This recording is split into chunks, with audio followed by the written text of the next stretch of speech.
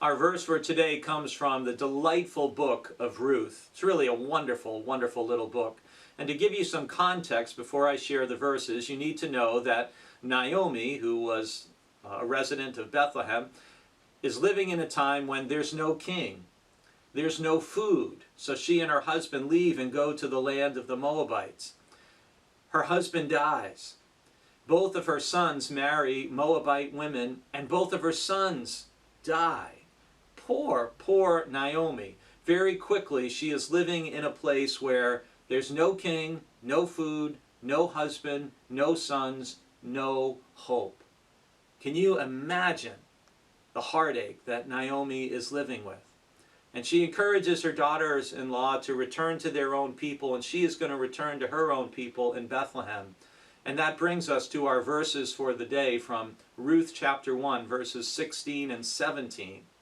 But Ruth replied, speaking to her mother-in-law, "Don't urge me to leave you or to turn back from you. Where you go, I will go, and where you stay, I will stay. Your people will be my people, and your God will be my God.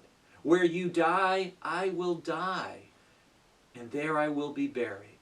May the Lord deal with me, be it ever so severely, if even death separates you and me." It's one of the most beautiful statements of faithfulness and loyalty that we find in the entire Bible. And if you don't know the rest of the story, Naomi and Ruth go back to Bethlehem, and Naomi tells the people, "No longer call me Naomi, call me Mara," which means bitter, because the Lord has dealt bitterly with me.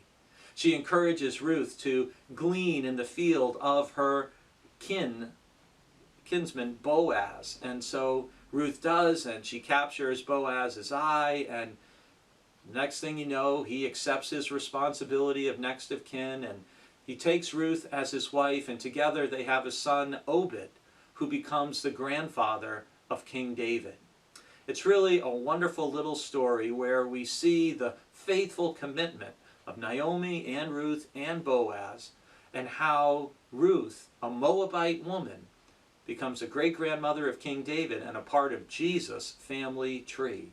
This lovely little book of Ruth affirms the concern of the Lord extends beyond the people of Israel to the people of every nation.